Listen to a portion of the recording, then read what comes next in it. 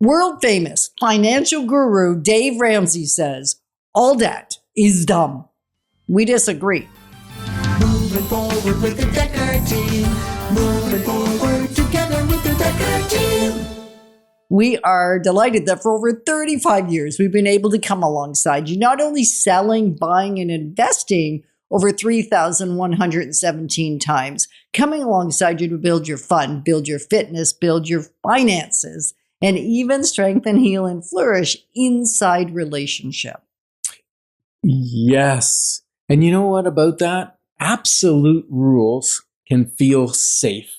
Like an absolute rule of saying all debt is dumb, don't do it, can feel safe, but it often produces fragile outcomes or small outcomes. Or no outcome. And most people don't live long enough to not use leverage to do what they want to do in this world.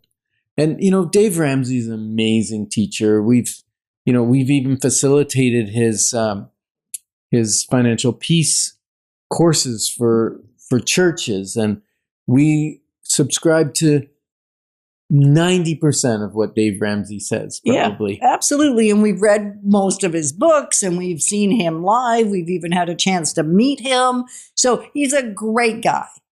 And behind the scenes, the reason he uses infinitive statements that there is no good debt, there is only bad debt, that there's no such thing as using debt wisely, which is leverage. Mm-hmm. And it is risky if you do it wrong. And the way he did it was highly risky. Yeah. And he lost everything. Yeah, he lost financially. He lost his home, he lost everything. Now let's look at that. Prescription is for the US, okay?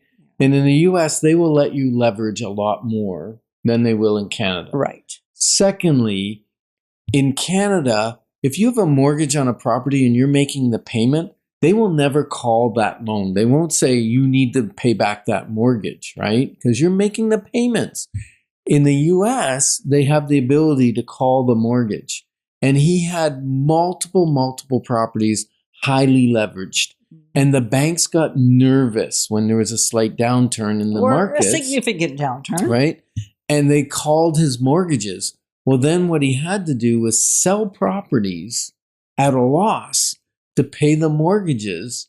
And he couldn't because the mortgages were more than all the properties he had. So then he ended up losing everything. Financially, everything. And so he became the guy that says, do not borrow money for anything. And I agree, like for things like, can you buy a used car for a couple $1,000s and not go in debt and buy a new one? Yes, and it makes sense and you can do all kinds of different things.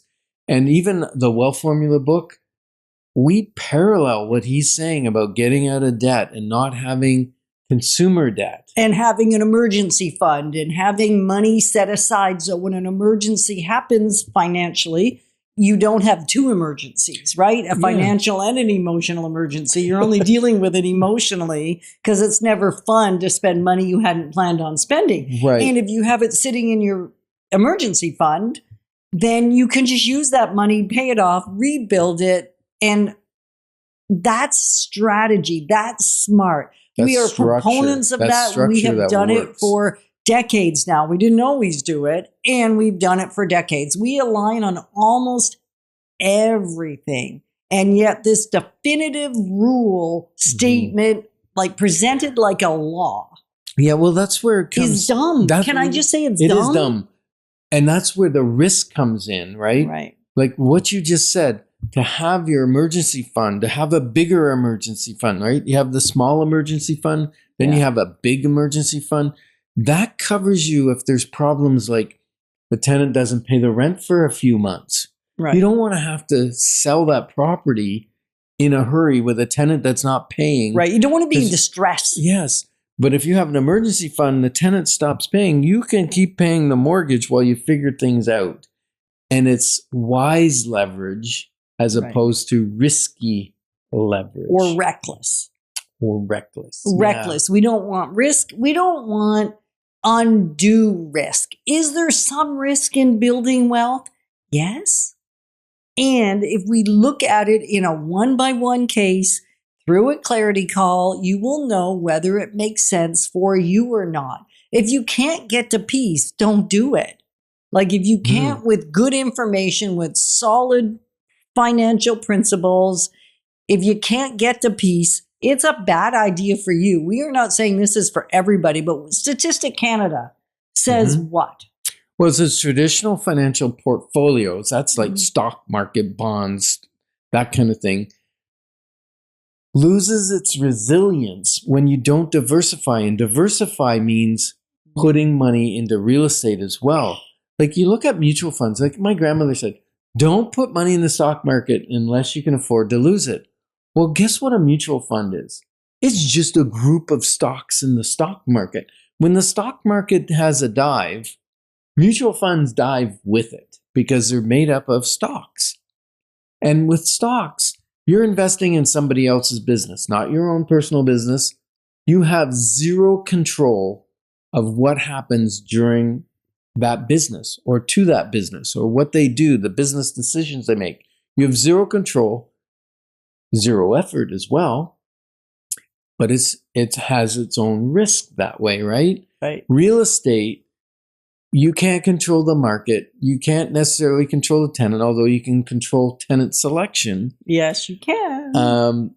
You have control of what you do with that property, whether you improve it, whether you increase the rent, whether you change the tenant out, whether you... well, within rules. Within the rules, yes. Yeah. You have the decision whether you want to sell it, whether you want to keep it. What's your, way more control of something like that than a mutual fund. Right. So we are not proponents of leveraging to buy stocks. We don't think it's a good idea. No, I've seen lots of people lose millions that way, leveraging to buy stocks which are volatile. Right. We're not saying take equity out of your house. The reason real estate is a unique conversation is because you're just moving equity from one piece of real estate to another piece of real estate. Yeah, it's kind of like, I say it's a shell game, right? Like, and just to explain what you said. Okay, you got to explain a shell game. Yeah, because the shell game where you move stuff around, but under a shell. Yeah, so literally. Your house is a shell or protection of your equity, right? Mm-hmm. So if you have $200,000 in equity in your home, let's say, that's accessible. Yeah, and then you move 100,000 of it. No, just equity. Okay. And you move 100,000 of it and you buy an investment property.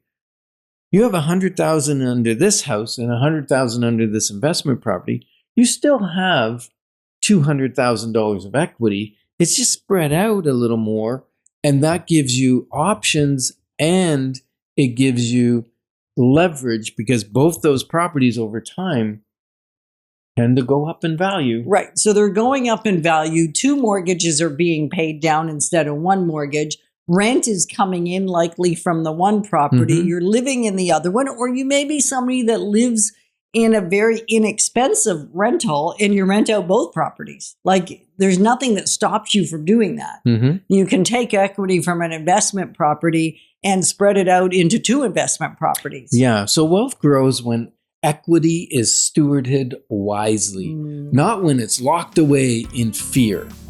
And thanks for joining us on Life's Inside Track, because when we move forward together, we've got this. Moving forward with the Dekker team.